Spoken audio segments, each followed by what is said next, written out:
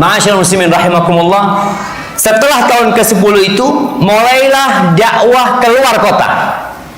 Kalau sebelumnya dakwah itu cuma di dalam kota, setelah tahun ke-10 dakwah keluar kota. Kemana Nabi SAW? Ke Taif. Berangkat ke Taif karena penduduk Mekah sudah tidak menerima keberadaan Nabi SAW. Ini setelah menikah dengan Saudah. Disebut oleh para ulama, Nabi berangkat ke Taif itu pada bulan Syawal.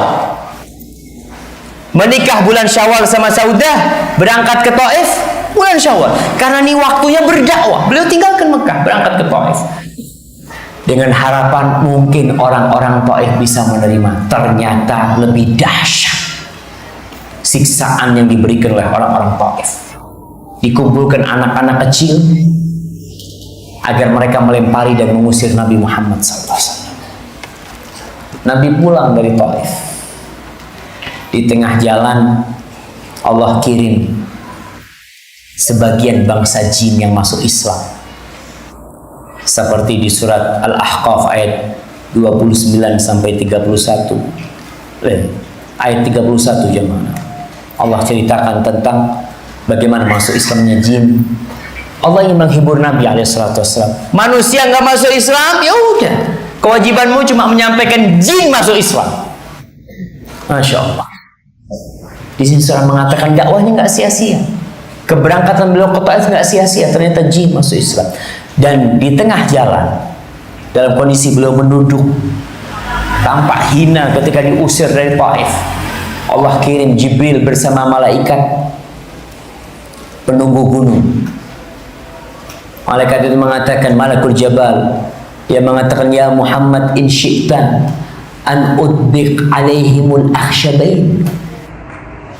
Kalau kau berkehendak, wahai Muhammad sallallahu alaihi wasallam, aku akan timpakan 2 gunung kepada penduduk Mekah, bukan kepada penduduk Taif yang rajin, kepada penduduk Mekah 2 gunung itu. Karena yang menyebabkan keluarnya Nabi SAW dari Mekah ke Taif itu penduduk Mekah. Jadi kuncinya ini orang Mekah. Kata malaikat, kalau kau berkehendak, aku akan timpakan 2 gunung. Sebagian mengatakan 2 gunung itu adalah Jabal Abi Qubais dan Jabal Qu'aiqa'an yang ada di dekat Safa dan Marwah. Apa kata Rasulullah SAW? Allahu Akbar. Kita lihat bagaimana kesabaran Nabi. Udah disiksa sama kaumnya, udah diusir, bahkan sebagian sahabatnya dibantai, beliau masih optimis. Tidak, jangan. Aku mengharap Allah keluarkan dari anak keturunan mereka yang menyembah Allah Jalla Jalaluhu. Karena tujuannya ini bukan balas dendam lah. Jihad itu tujuannya bukan untuk menumpahkan darah lah, untuk menyampaikan agama Allah ini. Sehingga kalau agama Allah ini sampai tanpa pedang, itu yang diinginkan sebenarnya. Maka Rasulullah SAW tidak. Kita jamaah, kalau marah sama orang, kita musuhan sama orangnya. Kita akan musuhan sama bapaknya, sama anak keturunannya kita akan musuhan. Tapi Nabi SAW bermusuhan sama bapak-bapaknya, beliau berharap anak keturunan mereka jadi anak-anak yang soleh. Maka kita perlu belajar dari Nabi SAW.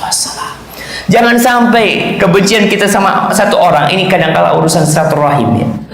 Orang kalau satu kerabat kadang-kala ada masalah, itu sama keponaannya nggak nyapa, keponaannya sama aminnya nggak nyapa. Padahal yang ada masalah bapak sama bapak. Tapi sampai anak keturunannya, na'udzubillah min dzalik. Belajar, kita harus sabar ketika bergaul dengan manusia.